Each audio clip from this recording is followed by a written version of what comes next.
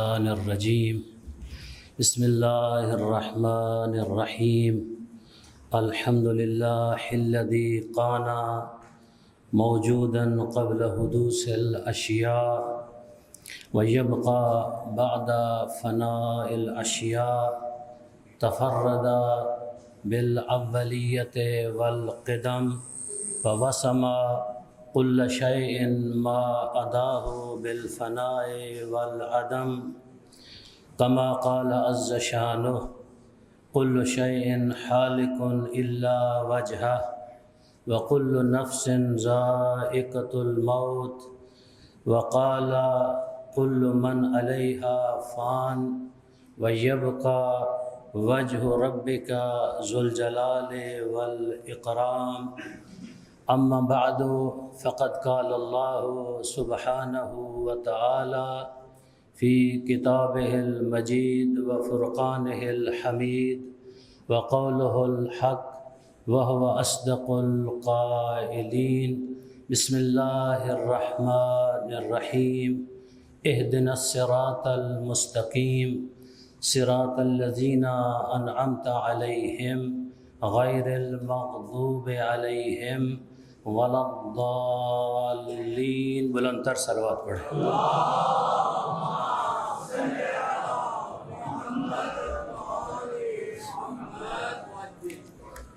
جو لوگ مسلسل نماز جمعہ کے اجتماع میں شریک ہو رہے ہیں انہیں علم ہے کہ جب میں نے شروع کیا تھا تو عرض کیا تھا کہ سورہ حمد سے اول قرآن سے شروع کریں گے انشاءاللہ، اگر اللہ نے مہلت دی، زندگی دی اور موقع بھی فراہم ہوتا رہا تو آہستہ آہستہ ہم قرآن حکیم کا کم از کم ترجمہ ہی سمجھ لیں کافی ہے، لیکن کچھ مطالب بھی آپ کی خدمت میں ہر آیت کے ضمن میں عرض کیے جائیں گے۔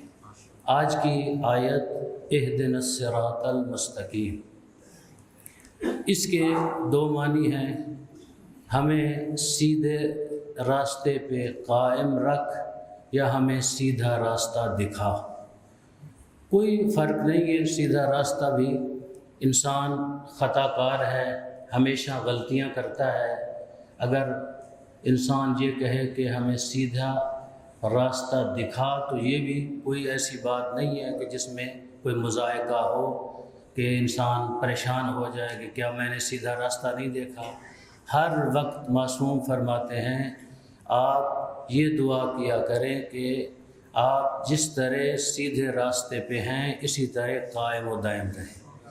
کوئی پتہ نہیں ہوتا انسان آخری زندگی کے لمحات میں سیدھے راستے سے بھٹک جاتا ہے۔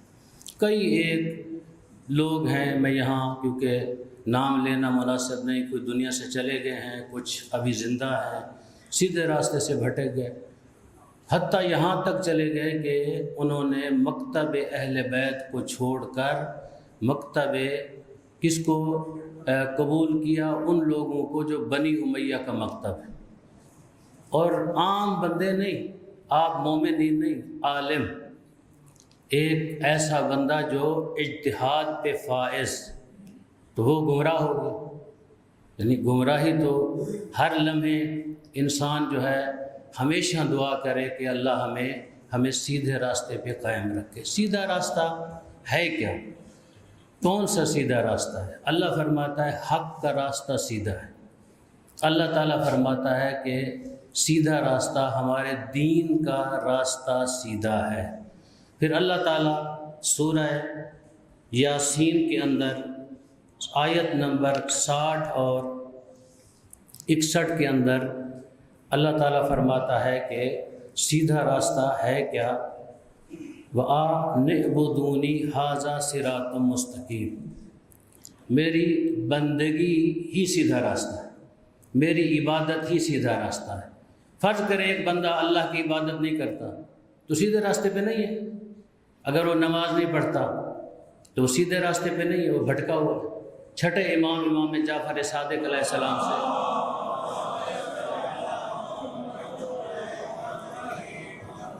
پوچھا گیا کہ مولا لوگ نماز بھی پڑھتے ہیں تو غلط کام بھی کرتے ہیں۔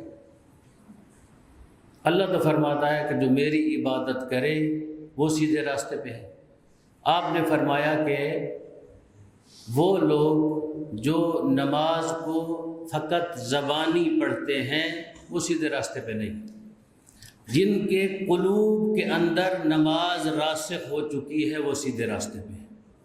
فرمایا نماز پڑھیں، آپ کا دھیان فقط نماز کی طرف ہونا چاہیے۔ نماز پڑھیں، آپ کا دھیان فقط سورہ حمد کے ترجمے پہ ہونا چاہیے۔ نماز پڑھیں، آپ کا دھیان فقط اللہ کی طرف ہونا چاہیے۔ یہ نماز کیا ہے؟ قبول ہے۔ پھر قرآن کی آیت کو پڑھا، الصلاۃ تنہا عن الفحشاء والمنکر۔ نماز جو ہے کیا کرتی ہے؟ فحشاء اور منکر سے منع کرتی ہے۔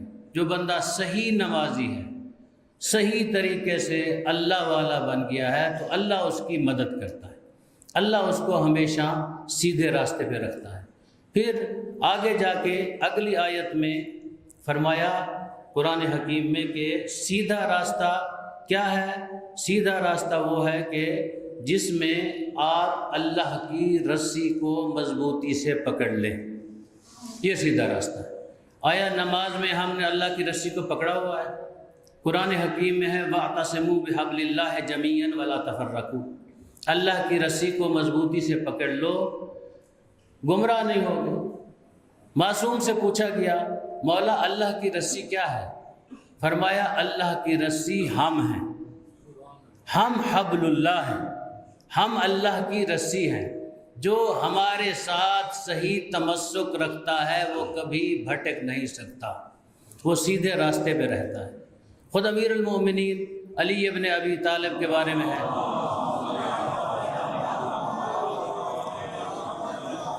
کہ حضرت جو ہیں وہ اللہ کی رسی ہیں۔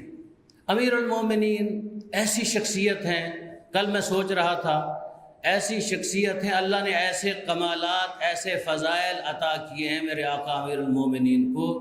کچھ لوگ اتنا آگے چلے گئے ہیں، حضرت علی علیہ السلام کو اللہ کے مقابلے میں کھڑا کر دیا۔ کچھ اتنے پست ہیں، ایک فضیلت بھی کوئی بیان کر دے ان کو ہضم نہیں ہوتی۔ وہ کہتے ہیں کہ یہ کیسے ہو سکتا ہے، یہ بات کیسے ہو سکتی ہے۔ بعض لوگ، ان میں میں بھی شامل ہوں، بعض لوگ مطالعہ کم رکھتے ہیں۔ جب آپ کا مطالعہ نہ ہو، اگر کوئی بندہ کوئی چیز حضرت کے بارے میں ذکر کر دے تو آپ کو پریشان نہیں ہونا چاہیے، آپ جا کے خود ڈھونڈیں، دیکھیں آیا یہ چیز ہے یا نہیں ہے۔ اللہ کے رسول نے فرمایا کہ یا علی میرے بعد کائنات میں تیرے علاوہ افضل ترین شخص ہی کوئی نہیں، فقط تو ہے میرے بعد جو کائنات میں افضل ترین شخصیت ہے۔ اور فرمایا من ابا فقد کفر، جس نے آپ کا انکار کیا، آپ سے منہ پھیرا، وہ کافر ہو گیا۔ کفر کی بھی دو قسمیں، کفر ظاہری، کفر باطنی۔ کفر ظاہری جو آپ دیکھتے ہیں کفار ہیں، جس طرح یہودی ہیں، کرسچین ہیں، اور بھی مذاہب مختلف کفر کے اندر آ جاتے ہیں۔ کفر باطنی کیا ہے؟ آپ دیکھتے ہیں کہ ساری چیزیں ہم کرتے ہیں لیکن امیر المومنین کی ولایت کی ہم قائل نہیں ہیں۔ سید الخوئی جو کہ ایک بہت بڑی شخصیت ہے اس صدی کی، جسے حضرت آیت اللہ سید علی خامنہئی نے جب وہ فوت ہوئے تھے ایک بیانیہ جاری کیا تو اس میں فرمایا کہ آسمان فقاہت، فقہ کا آسمان تھا سید الخوئی۔ غیبت کی بحث میں نجفی صاحب تشریف فرما ہیں، اور بھی شاید علماء ہوں جو بحث خارج میں گئے ہیں۔ غیبت کی بحث میں سید الخوئی لکھتے ہیں کس کس کی غیبت ہو سکتی ہے؟ فرمایا جو منکر علی ہے اس کی بھی غیبت ہو سکتی ہے، کیونکہ وہ مومن نہیں ہے، وہ بلکہ کفر باطنی، لا شک فی کفرہم، یہ جملے لکھے ہوئے، اس کے کفر باطنی میں کیا ہے؟ شک نہیں ہے، کیونکہ وہ امیر المومنین کی ولایت کا قائل نہیں ہے۔ تو اب ہم جو ہے سورہ حمد کے آغاز میں کچھ دو چار مطالب اور ایک دو موضوع اور ہیں، ان کی طرف اشارہ کریں گے۔ تو اہدنا الصراط المستقیم، وہ راستہ جو سیدھا راستہ ہے، سیدھا راستہ ایمان کا سیدھا راستہ ہے، سیدھا راستہ قرآن کا سیدھا راستہ ہے۔ قرآن کیا ہے؟ ہدایت دینے والی کتاب ہے قرآن۔ ہدایت وہ لیتا ہے جو قرآن کے پاس جائے گا، جو نہیں جائے گا وہ ہدایت نہیں لے گا۔ اہل بیت سے بھی وہی ہدایت لے گا جو اہل بیت کی خدمت میں جائے گا، جو نہیں جائے گا وہ ہدایت پانے والا نہیں ہے۔ تو اہدنا الصراط المستقیم ایک وسیع موضوع ہے، اگر اس کے اوپر ہم بات کریں شاید کئی ایک آیات میں ذکر کر سکتا ہوں، بعض کو میں نے لکھا بھی ہے، کیونکہ وقت جب جلدی جلدی گزرتا ہے تو کچھ اور مطالب ہیں جو رہ جاتے ہیں، اس لیے اس طرف میں نہیں جاتا، لیکن ایک دو باتیں اس ضمن میں کرنا چاہتا ہوں کہ سیدھا راستہ کیا ہے۔ آپ مختصر ترین جملہ جو ایت اللہ بہجت نے، کسی نے پوچھا کہ کیا ایسا کام کریں جس سے ہم سیدھے راستے پہ رہیں، انہوں نے فرمایا فقط واجبات کو انجام دیں، یہی سیدھا راستہ ہے۔ واجبات کو اگر آپ انجام دیں یہی سیدھا راستہ۔ آپ مستحب نمازیں نہ پڑھیں، نماز تہجد نہیں پڑھ سکتے نہ پڑھیں، لیکن واجب نماز کو اس کے وقت کے اندر انجام دیں، یہی سیدھا راستہ۔ وقت نکل گیا، بندے بیٹھے ہیں، بعض لوگ یہاں شاید آپ کے درمیان بھی لوگ موجود ہوں، بعض لوگ عام دنوں میں بیٹھے رہتے ہیں، نماز کا وقت ہو جائے گپیں ہو رہی ہیں، باتیں ہو رہی ہیں، گھر میں مہمان آئے ہوئے ہیں، لوگ آئے ہوئے ہیں۔ کیونکہ وقت وسیع ہے، ہمیں ایک چھوٹ بھی ہے کہ اتنے وقت تک آپ نماز پڑھ سکتے ہیں، لیکن فضیلت کا وقت نکل جاتا ہے تو اس میں ہم استفادہ کرتے ہیں، وقت فضیلت کا چلا جاتا ہے، پھر ہم نماز پڑھتے ہیں۔ لیکن جب کبھی کوئی اس طرح کا اجتماع یا مجالس ہوں، پروگرام ہو، تو اس دن پھر وہی بندے اعتراض کرتے ہیں، یہ مجلس ختم کریں کیونکہ نماز کا وقت ہو گیا ہے۔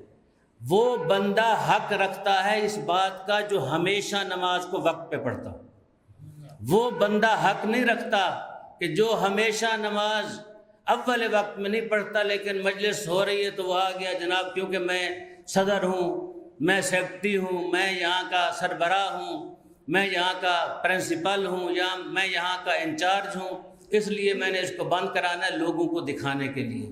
نماز کی اہمیت اتنی زیادہ ہے کہ آپ نماز کو نہ کہیں کام ہے، کام کو کہیں نماز کا وقت ہے۔ نماز اگر آپ فضیلت کے وقت میں نہیں پڑھیں گے تو آپ صراط مستقیم پہ نہیں ہیں۔ اسی طرح آپ خمس نہیں دیں گے تو صراط مستقیم پہ نہیں ہے۔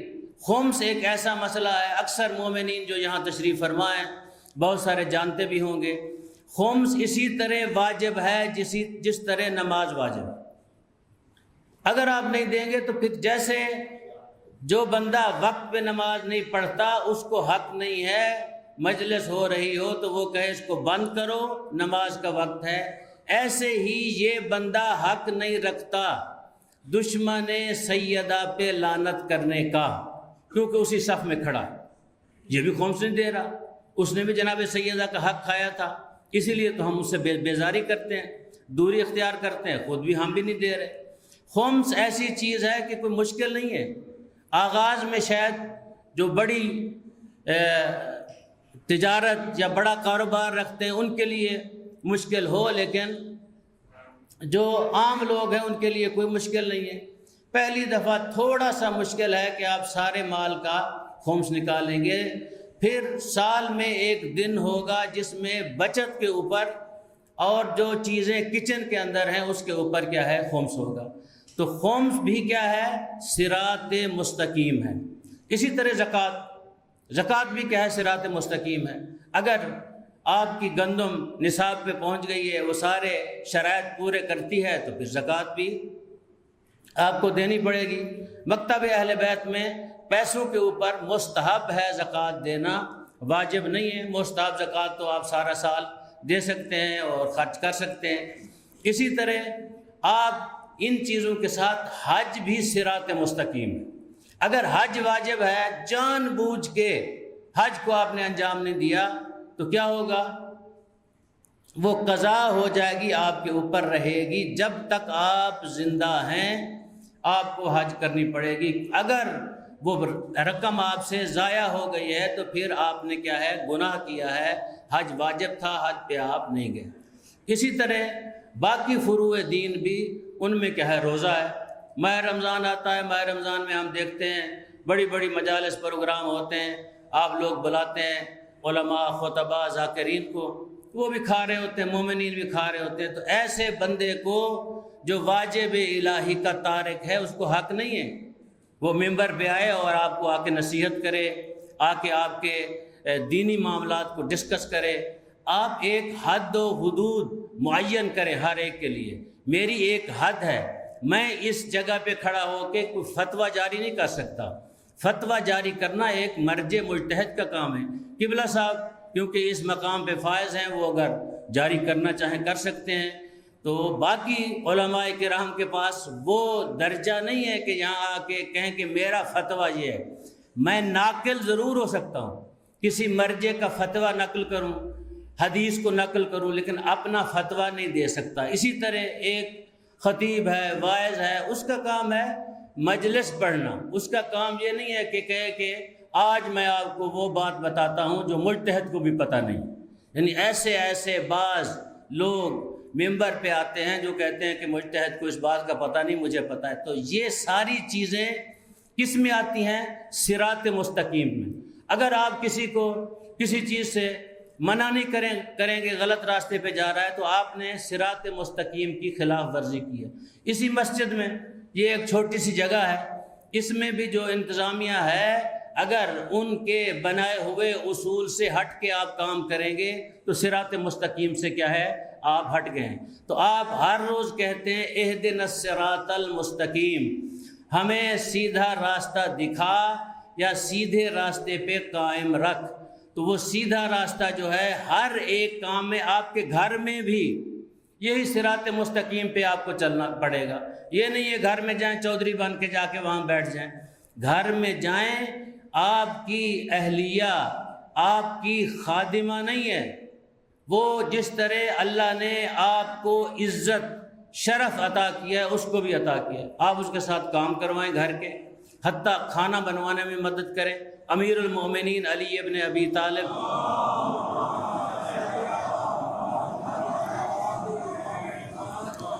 حضرت گھر کے کام کرواتے تھے۔ حتیٰ بعض ایسے گھر جن کے شوہر جنگوں میں شہید ہو گئے تھے، وہاں جا کے حضرت ان کے گھر میں تندور کے اندر آگ جلایا کرتے تھے، ان کے بچوں کو اٹھا کے بیٹھ جاتے تھے۔ چھوٹے بچے اگر ان کی گریہ کر رہے ہیں، رو رہے ہیں، تو امیر المومنین سے تو بڑے نہیں ہیں ہم اپنے گھر میں بھی صراط مستقیم پہ رہنا چاہتے ہیں، تو ہمیں اپنے گھر میں بھی یہ چیز نظر آنی چاہیے۔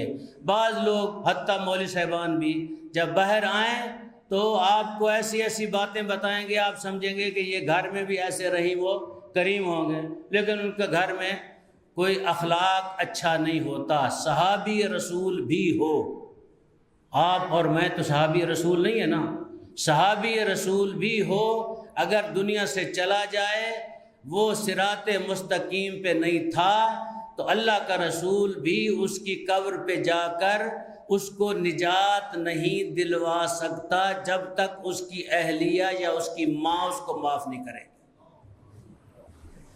آپ نے اکثر واقعہ سنا ہے مجالس میں کہ صحابی رسول دنیا سے جاتا ہے تو کیا ہے پریشان ہے، قبر میں بلایا گیا کہ ان کو معاف کر دیا جائے۔ معافی جب ملی تو عذاب قبر ختم ہوا۔ اللہ کا رسول رحمت للعالمین ہے، لیکن اللہ نے کچھ احکام و اصول رکھے ہیں جو آپ کی زوجہ کے احکام ہیں، آپ کی ماں کے احکام ہیں، آپ کے باپ کے احکام ہیں۔ یہ ساری چیزیں کیا ہے؟ صراط مستقیم ہیں۔ اور جب معصوم سے پوچھا گیا صراط مستقیم کیا ہے، صراط مستقیم معصوم نے فرمایا انبیاء علیہ السلام کا راستہ ہے۔ انبیاء کے راستے کو دیکھو، نبیوں نے کیا کیا اپنی ساری زندگی میں، صراط مستقیم پہ چلے۔ مشکلات دیکھی، مرحوم علامہ صفدر حسین نجفی رحمۃ اللہ علیہ، ایک مولانا وہ بھی فوت ہو گئے، اللہ ان کے درجات بلند کرے، تو وہ ان کی خدمت میں وہاں قوم میں رات کو وہ ماہ رمضان میں وہاں تشریف لاتے تھے، ان کے گھر میں ہم بھی جاتے تھے، ان کی خدمت میں بیٹھتے تھے۔ تو کہنے لگے کہ جوان آپ فلاں جگہ پہ چلے جائیں، تو وہاں مدرسہ ہے، اس کو چلائیں۔ کہنے لگے قبلہ وہاں تو بجلی نہیں ہے۔ تو فرمایا کسی نبی نے اللہ سے کہا تھا کہ بجلی نہیں ہے، وہاں سڑک نہیں ہے، گلی نہیں ہے، کوچے نہیں ہیں، وہاں مکان نہیں ہے۔ اللہ نے کہا جاؤ جا کے تبلیغ کرو، چلے گئے اللہ کی راہ میں تبلیغ کی۔ تو لہٰذا ایک عالم، ایک طالب علم کا وظیفہ شرعی کیا ہے؟ اگر وہ دیکھے کسی معاشرے میں بگاڑ پیدا ہو رہا ہے یا ایسا علاقہ ہے جہاں میری ضرورت ہے، تو یہی صراط مستقیم ہے۔ یہ نہیں ہے کہ ایک ایسی جگہ پہ جو پر آسائش ہو، شہر کے اندر ہو، وہ وہاں آ کے بیٹھ جائے اور اس کو ساری سہولیات بھی مل رہی ہوں۔ ہر ایک بندہ کام کر سکتا ہے جہاں کیا ہے آسائش ہو، ساری سہولیات اس کو مل رہی ہوں، تو اس کے لیے کوئی مشکل نہیں ہے، پیسہ بھی ہے، ساری چیزیں ہیں، مکان ہے، گاڑیاں ہیں، آرام سے خدمت کرے گا۔ خدمت وہ ہے اگر آپ ایسی جگہ پہ کریں جہاں اور لوگ نہیں جا رہے، وہاں جائیں خدمت کریں، تو ایسی خدمت کو اللہ جو ہے دوسری نگاہ سے دیکھتا ہے، پھر اپنی معصوم مخلوق سے کہتا ہے جاؤ جا کے میرے اس بندے کو دیکھو کس طرح میرا شکر ادا کر رہا ہے، کس طرح شاکر ہے، کس طرح اس میرے بندے نے میری راہ میں تمام چیزوں کو، بچوں کو، گھر والوں کو چھوڑا اور میری راہ میں یہ کیا ہے چلا اور سیدھے راستے پہ آیا۔ پھر فرمایا معصوم نے کہ ہم صراط مستقیم ہیں، نحن صراط اللہ، ہم اللہ کا راستہ ہے۔ چھٹے امام کہتے ہیں ہمارے راستے پہ چلو، دیکھو کہ ہمارا راستہ کیا ہے۔ ہمارا دشمن ہمیں، بلکہ ہمارا قاتل، ہمیں اذیت دینے والا ہماری اولاد کے پاس آتا ہے تو اس کی حاجت روائی کرتے ہیں، یہ ہے صراط مستقیم۔ یہ نہیں ہے کہ بس کیونکہ آج مجھے موقع ملا ہے بدلہ لینے کا، میں بدلہ لے لوں اور میں سارے کام جو ہے اپنے ہاتھ میں لے لوں اور اس کو زیر کر دوں کیونکہ پہلے اس نے مجھے مارا تھا۔ لیکن نہیں، معصوم کی سیرت یہ رہی ہے کہ معصوم نے ہمیشہ لوگوں کا احترام کیا ہے، لوگوں کو عزت دی ہے، لوگوں کو عظمت دی ہے، لوگوں کو شرف بخشا ہے۔ باقی رہی کہ اس کا کردار، کام، تو وہ معصوم کو پتہ اس نے جنت میں نہیں جانا۔ اللہ نے اس کو، معصوم کا قاتل جنت میں نہیں جا سکتا جتنا بڑا بھی ہو۔ بعض لوگ کتراتے ہیں، ان کو کہیں نا اس پہ لعنت کریں، کہتے نہیں جی اگر وہ ہے لعنتی تو ٹھیک ہے بھئی، جب اللہ لعنت کر رہا ہے تو تمہیں کیا تکلیف ہے؟ اللہ کہہ رہا ہے کہ جس نے اللہ اور اللہ کے رسول کو اذیت دی وہ کیا لعنتی ہے، اس پہ اللہ کی لعنت ہے۔ جب اللہ کہتا ہے لعنتی ہے تو میں کہتا ہوں نہیں وہ ہمیں تو نہیں پتا کہ یہ ہے یا یہ نہیں ہے، اور پتہ بھی ہے کس کس نے اللہ کے رسول کو اذیت دی، کون کون ہے جو اللہ کے رسول کو اذیت دینے والا ہے۔ تو لہٰذا یہ صراط مستقیم ہے، یہ سیدھا راستہ ہے۔ آپ اپنی ذات کو نہ دیکھیں، یہ دیکھیں کہ معاشرے میں اس کا فائدہ کیا ہے۔ جب میں اپنی ذات کو دیکھوں گا، اپنی ذات کے اندر ہو جاؤں گا، تو پھر میں اپنے آپ کو خدا ماننے لگ جاؤں گا، میں اپنی پرستش کرنے لگ جاؤں گا، میں اپنی عبادت کروں گا۔ اگر میں اس سے ہٹ کر کام کروں گا تو پھر میں اللہ کا بندہ ہوں گا، اللہ کی عبادت کروں گا۔ نبی نے تو یہ نہیں کہا کہ لوگ مجھے پتھر مارتے ہیں میں اس گلی میں نہیں جاؤں گا۔ رسول اللہ نے تو اب وہ راستہ ہی نہیں بدلا۔ جب تک اس عورت نے اپنا ایمان نہیں بدلا، رسول نے راستہ نہیں بدلا۔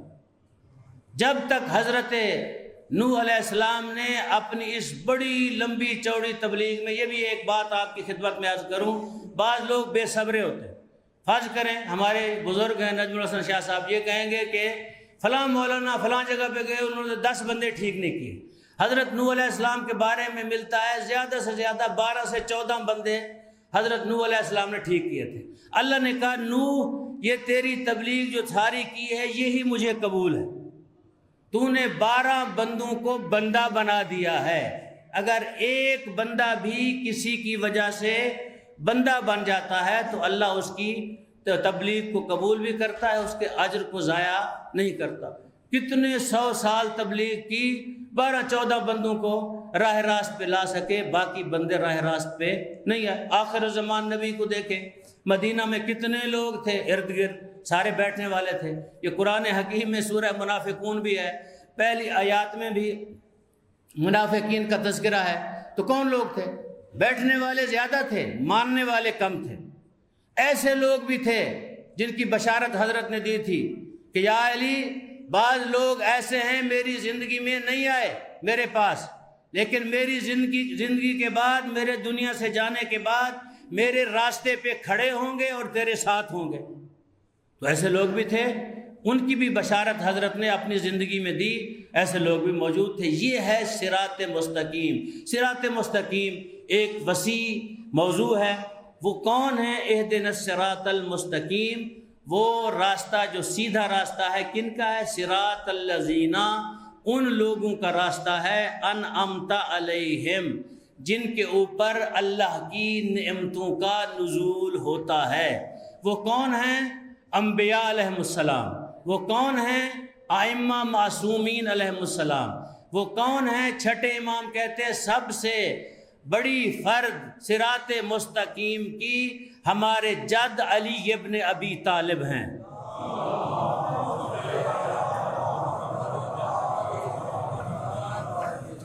علی کا راستہ صراط علی حق، علی کا راستہ حق ہے۔ نمسکو، علی کا راستہ حق ہے، اسی کے اوپر چلو، علی کے راستے کو پکڑ لو۔ میں کہتا ہوں کہ کم از کم اگر آپ توحید تک جانا چاہتے ہیں تو امیر المومنین کی بات مان لیں۔ اللہ کی بات تو ماننا آپ بہت مشکل ہے، لیکن علی ابن ابی طالب کی بات مان لیں۔ آپ کہیں گے کہ مولانا بھی عجیب باتیں کرتے ہیں کہ علی تو معصوم تھے، ان کی بات ہم کیسے مانیں؟ علی ابن ابی طالب معصوم تھے، لیکن علی کے غلام تو معصوم نہیں تھے۔ انہوں نے حضرت علی کی کیسی اطاعت کی، اللہ نے ان کو کیا کیا مدارج عطا کیے، کیا کیا درجے عطا کیے۔ ان میں آپ دیکھیں ابو ذر غفاری جیسی شخصیت، اللہ نے کیا درجہ عطا کیا۔ آپ سنتے ہیں اس جملے کو، بس مولانا بھی پڑھتے ہیں، نعرے لگاتے واہ واہ کرتے ہیں کہ اللہ نے فرمایا زمین اور درمیان، اللہ کے رسول نے فرمایا زمین اور درمیان، آسمان کے درمیان ابو ذر سے بڑھ کر سچا کوئی نہیں ہے۔ یہ بہت بڑی بات ہے۔ کون کہہ رہا ہے؟ جو وحی کے علاوہ بولتا نہیں۔ کیوں کہہ رہا تھا؟ سلمان کے بارے میں کیوں نہیں کہا؟ قمبر کے بارے میں کیوں نہیں کہا؟ پتا تھا رسول کو یہی جائے گا، جو لوگ نہ حق اس کرسی پہ بیٹھیں گے یہی روکے گا۔ جب یہ روکے گا ان کو جرت پیدا نہ ہو کہ وہ کہیں کہ ابو ذر تم جھوٹے ہو، کیونکہ اللہ کا رسول کہہ گیا یہ سچا ہے، یہی جا کے روکے گا۔ تو یہ فلسفہ تھا اللہ کے رسول کے کہنے کا۔ پھر آج کیونکہ سیدہ زینب سلام اللہ علیہا کی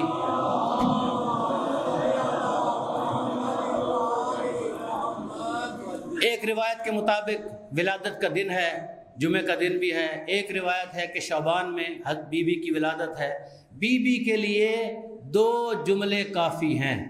ایک بی بی نے خود فرمایا، ایک آپ کے اور میرے چوتھے امام نے فرمایا، کیا الحمدللہ امتی عالمۃ غیر معلمہ، اللہ کا شکر ہے کہ میری پھوپھی عالمہ غیر معلمہ ہے۔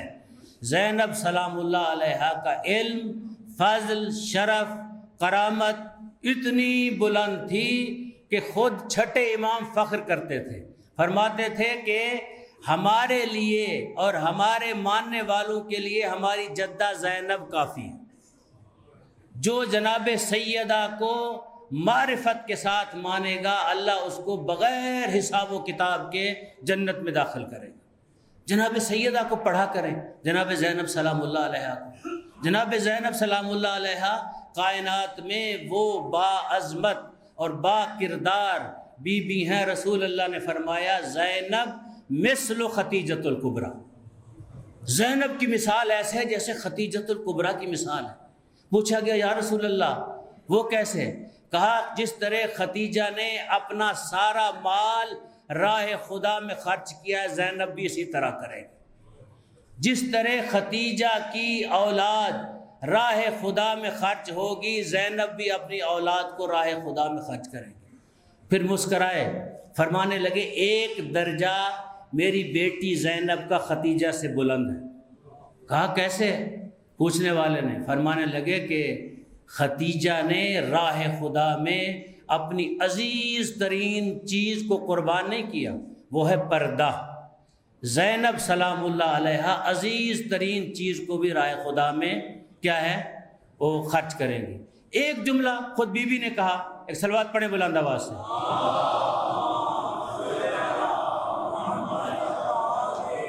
ایک جملہ بی بی نے کہا، جب یزید نے پوچھا کہ آپ نے کربلا میں کیا دیکھا، بی بی نے کہا جو کچھ دیکھا ہے میں نے خوبصورتی دیکھی، جو کچھ دیکھا ہے میں نے حسن دیکھا ہے۔ کہا وہ کیسے؟ کہا اس کا پتہ تجھے بہت جلد چل جائے گا۔ کربلا آج خوبصورتی کا نام ہے، کربلا آج حسن کا نام ہے، کربلا آج فتح کا نام ہے، شام کا وہ دربار آج شکست کا نام ہے۔ وہ آج دربار جو ہے وہاں لوگ جا کے درود نہیں پڑھتے، وہاں لوگ جا کے اپنے دل میں ان کی طرف جب دیکھتے ہیں نفرین سے دیکھتے ہیں اس دربار کو۔ تیسرا موضوع جو ہے آج کا، کیونکہ آج کے کل جو آنے والا دن ہے، اس ادارہ کے اللہ بھی کہتا ہے کہ آپ اپنے محسنوں کو یاد کریں۔ اس جامعۃ المنظر کے محسن بہت زیادہ ہیں، جس میں نقوی سادات ہیں جنہوں نے اس زمین کو محفوظ کیا اور جامعۃ المنظر تک پہنچایا۔ اللہ ان کے درجات کو بلند کرے انشاءاللہ۔ ان کی بھی جب برسی کے ایام ہوں گے، مجھے موقع ملا تو ان کا بھی تذکرہ کریں گے۔ اس کے علاوہ ایک وہ شخصیت جس کا ذکر بہت علماء کم کرتے ہیں، یا تو پتہ نہیں ہے یا جان بوجھ کے کم کرتے ہیں، یا ان کی اولاد یہاں نہیں آتی، وہ کہیں صوفی انور رحمۃ اللہ علیہ، جو مولانا صفدر حسین صاحب کے ساتھ ایسے چلتے تھے جیسے امیر المؤمنین کے ساتھ قمبر چلتا تھا، ایسے ان کا کردار تھا۔ جہاں جہاں مول صاحب قبلہ جاتے تھے وہ ساتھ ساتھ جاتے تھے۔ اللہ ان کے بھی درجات کو بلند فرمائے۔ اور جس شخصیت کی برسی ہے وہ سیٹھ نوازش علی رحمۃ اللہ علیہ، ان کو ہم نے نزدیک سے دیکھا، صوفی صاحب کو بھی دیکھا، سادات میں بھی بعض کو ہم نے دیکھا، کیونکہ سکول بھی میں یہاں پڑھا ہوں اور مدرسہ بھی یہاں پڑھا ہوں۔ تو سیٹھ صاحب ان شخصیات میں سے ایک شخصیت ہے، ان کے اعزاز کے لیے یہی کافی ہے۔ جب پیرس میں امام خمینی کو ملنے کے لیے مول صاحب قبلہ گئے، وہاں پہ اپنا ذاتی مکان فروخت کر کے، سمن آباد میں مکان تھا مول صاحب قبلہ کا، اس کو بیچ کے امام خمینی کو پیسے دینے کے لیے گئے۔ ان لوگوں میں دوسرا بندہ سیٹھ نواز علی تھا جو امام خمینی کی خدمت میں وہاں پیرس کے اندر جا کے امام خمینی سے ملاقات کی۔ تو سیٹھ صاحب کے خدمات، اسی طرح ابھی حال ہی میں قبلہ قاضی صاحب کی برسی گزری ہے، ان کے خدمات بھی اپنی جگہ پہ بہت زیادہ ہیں۔ اسی کاروان حج، جو کاروان حج ولی عصر تھا جامعۃ المنظر کا، اسی کاروان حج کو شروع کرنے والی شخصیات مرحوم علامہ محمد عباس نقوی جامعۃ المنظر کی طرف سے تھے۔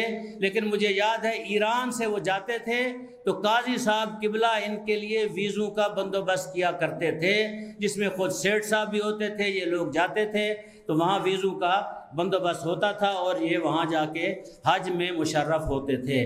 تو یہ ان شخصیات میں سے ایک شخصیت ہے سیٹھ نوازش علی رحمۃ اللہ علیہ۔ اللہ ان کے درجات کو بلند فرمائے۔ اللہ تعالیٰ آپ سب کے مرحومین مرحومات کو جناب سیدہ زینب کے صدقے میں ان کے درجات بلند فرمائے۔ اعوذ باللہ من الشیطان الرجیم، بسم اللہ الرحمن الرحیم۔ اذا جاء نصر اللہ والفتح ورأيت الناس يدخلون في دين الله أفواجا فسبح بحمد ربك واستغفر إنه كان توابا۔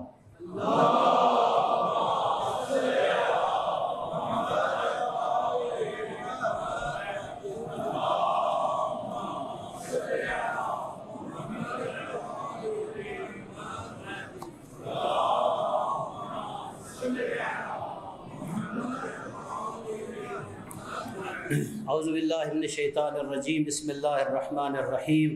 الحمد للہ الذی ہدانا لہذا وما كنا لنہتدی لولا ان ہدانا اللہ۔ الحمد للہ الذی یخلق ولم یخلق ویرزق ولا یرزق ویطعم ولا یطعم ویمیت الاحیاء ویحیی الموتى وهو حی لا یموت بیدہ الخیر وهو علی کل شیء قدیر۔ اللہم صل علی محمد عبدک ورسولک وامینک وصفیک وحبیبک وخیرتک من خلقک وحافظ سرک ومبلغ رسالاتک افضل واحسن واجمل واکمل واتقى وانمى واطيب واطهر واسنى واقصر ما صليت وباركت وترحمت وتحننت وسلمت على أحد من عبادك وأنبيائك ورسلك وصفوتك وأهل القرامة عليك من خلقك. اللهم وصل على علي أمير المؤمنين ووصي رسول رب العالمين عبدك ووليك وأخي رسولك وحجتك على خلقك وآيتك الكبرى والنبأ العظيم. وصل على الصديقة الطاهرة فاطمة سيدة النساء العالمين. وصل على سبطي الرحمة وإمامي الهدى الحسن والحسين سيدا شباب أهل الجنة. وصل على أئمة المسلمين علي بن الحسين ومحمد بن علي وجعفر بن محمد وموسى بن جعفر وعلي بن موسى ومحمد بن علي وعلي بن محمد والحسن بن علي والخلف الهادي المهدي. وجزك على عبادك وأمنائك في بلادك صلاة قصيرة دائمة. اللهم صل على ولي أمرك القائم المعمل والعدل المنتظر وحفه بملائكتك المقربين وأيده بالروح القدس يا رب العالمين.